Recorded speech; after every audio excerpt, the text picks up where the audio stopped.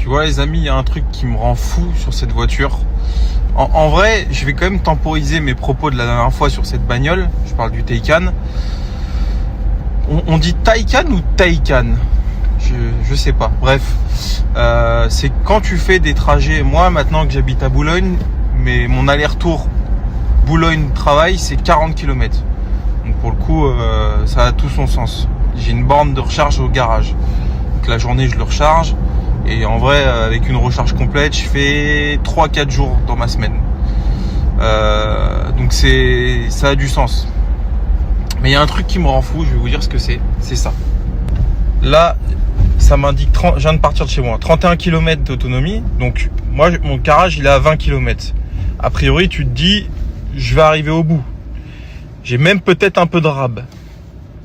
Sauf que là, avec 0 degré, ça va frère, on n'est pas au pôle Nord. On n'est pas au pôle Nord, tu vois, c'est pas... Enfin, encore une fois, cette voiture, elle a été développée entre autres en Allemagne. Après, je suppose qu'ils l'ont développée dans les pays du Moyen-Orient, dans les fortes chaleurs, dans les pays du Nord, je sais pas moi, dans les pays où il fait du -10, -20, etc. Je pense que même le gros du marché de cette voiture, c'est les États-Unis, tu vois. Donc États-Unis, il fait très très froid en hiver.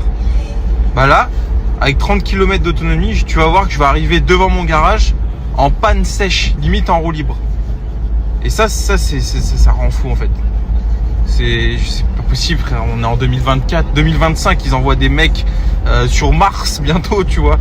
Et ils peuvent pas faire on appelle comment, un tachymètre, ça s'appelle? Non, c'est pas un tachymètre, mais bon, t'as compris quoi, une réserve, une jauge qui soit fiable.